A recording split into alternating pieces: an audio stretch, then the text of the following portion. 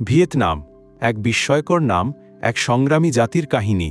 পাহাড়, নদী আর সাগরের মিশ্রণে গড়ে ওঠা এই দেশ শুধু ভৌগোলিক সৌন্দর্যের জন্য নয়, ইতিহাস, সংস্কৃতি আর যুদ্ধজয়ের জন্য পৃথিবী জুড়ে পরিচিত। আজ আমরা ঘুরে দেখব সেই ভিয়েতনামকে, যাকে বলা হয় দক্ষিণ পূর্ব এশিয়ার উদীয়মান শক্তি। ভিয়েতনাম দক্ষিণ পূর্ব এশিয়ার এক সরু দীর্ঘাকার দেশ। এর মোট দৈর্ঘ্য প্রায় ১৬৫০ কিলোমিটার, যা উত্তর থেকে দক্ষিণে প্রসারিত। পূর্ব দিকে দক্ষিণ চীন সাগরের বিশাল তটরেখা রয়েছে, যার দৈর্ঘ্য ৩,৪০০ কিলোমিটারেরও বেশি। এটি দেশটিকে সমুদ্রগামী বাণিজ্যে বিশেষ সুবিধা দিয়েছে। উত্তরে রয়েছে পাহাড়ি অঞ্চল, যেমন ওয়াং লিয়েন সন পর্বতমালা। এখানেই অবস্থিত ভিয়েতনামের সর্বোচ্চ শৃঙ্গ ফান্সিপান, যাকে বলা হয় ইন্দোচীনের ছাদ। দেশটির পশ্চিমে রয়েছে লাওস ও কম্বোডিয়ার সীমান্ত, যা জঙ্গলে আচ্ছাদিত এবং জীববৈচিত্র্যে ভরপুর।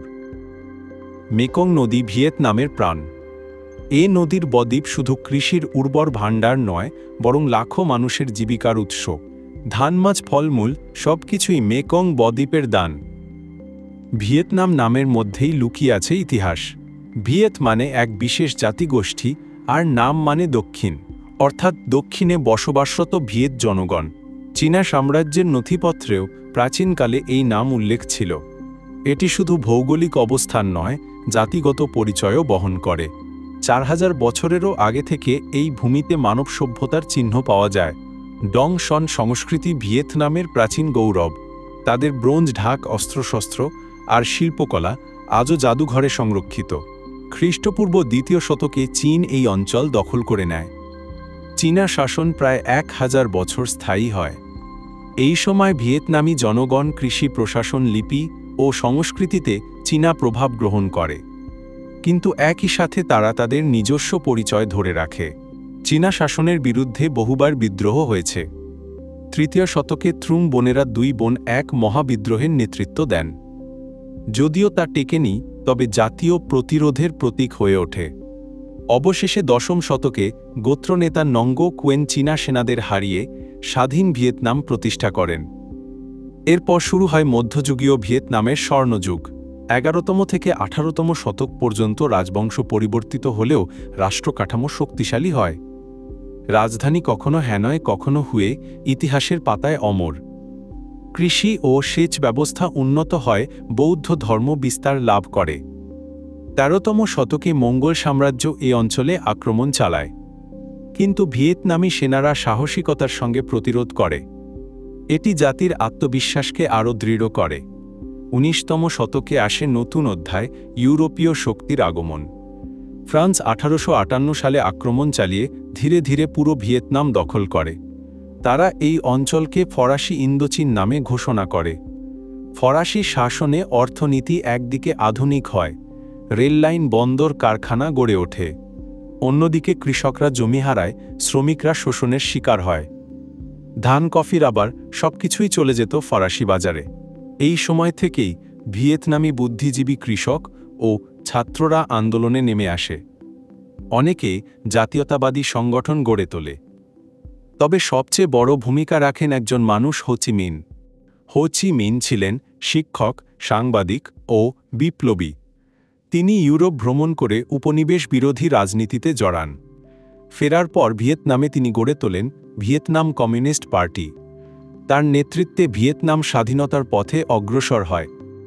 দ্বিতীয় বিশ্বযুদ্ধকালে জাপান ভিয়েতনাম দখল করে, কিন্তু যুদ্ধ শেষে জাপান সরে গেলে হো চি মিন ১৯৪৫ সালে স্বাধীনতা ঘোষণা করেন। এভাবেই জন্ম নেয় ভিয়েতনামের গণতান্ত্রিক প্রজাতন্ত্র। তবে ফ্রান্স হাল ছাড়েনি।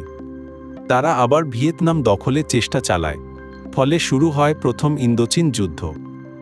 ১৯৫৪ সালে দেন বিয়েন ফুতে ফরাসি সেনারা পরাজিত হয়। এটি শুধু ভিয়েতনামের নয়, পুরো এশিয়ার মুক্তি আন্দোলনের ইতিহাসে এক মাইলফলক। এরপর জেনেভা চুক্তির মাধ্যমে ভিয়েতনাম অস্থায়ীভাবে উত্তর ও দক্ষিণে বিভক্ত হয়। দক্ষিণ ভিয়েতনামে আমেরিকার সমর্থনপুষ্ট সরকার গড়ে ওঠে। অন্যদিকে উত্তরে কমিউনিস্ট সরকার শক্তিশালী হয়। এই বিভক্তি থেকেই জন্ম নেয় দ্বিতীয় ইন্দোচীন যুদ্ধ, যা বিশ্বে পরিচিত ভিয়েতনাম যুদ্ধ নামে। 1965 সালে যুক্তরাষ্ট্র সরাসরি যুদ্ধে জড়িয়ে পড়ে। প্রায় অর্ধকোটি মার্কিন সেনা ভিয়েতনামে পাঠানো হয়। নেপাম বোমা, রাসায়নিক অস্ত্র সবকিছুই ব্যবহার করা হয়।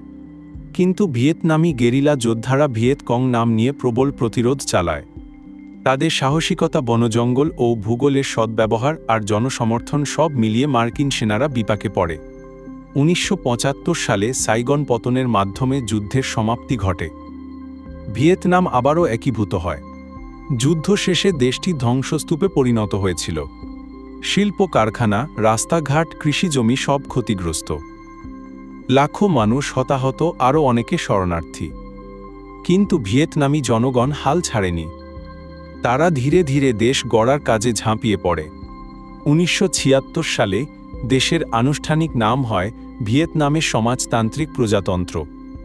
রাজধানী হ্যানয় আর একক রাজনৈতিক শক্তি হিসেবে থাকে কমিউনিস্ট পার্টি। রাষ্ট্র পরিচালনা শুরু হয় সমাজতান্ত্রিক নীতির ওপর ভিত্তি করে। 1986 সালে ভিয়েতনাম সরকার দই মই নামে সংস্কার নীতি চালু করে। এর অর্থ পুনর্গঠন।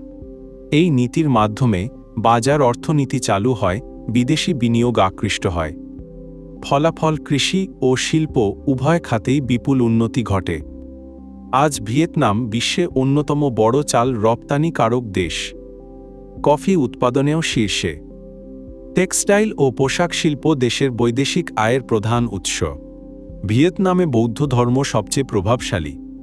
তবে তাও ধর্ম কনফুসীয় দর্শন, খ্রিস্ট ধর্ম ও লোকবিশ্বাসও প্রচলিত। এখানে উৎসবের মৌসুমে মন্দির, প্যাগোডা আর চার্চ সবখানেই সমাগম দেখা যায়। চন্দ্র নববর্ষ বা টেট ভিয়েতনামের সবচেয়ে বড় উৎসব। এ সময় মানুষ ঘর সাজায়, পূর্বপুরুষদের সম্মান জানায়, নতুন বছরের জন্য প্রার্থনা করে।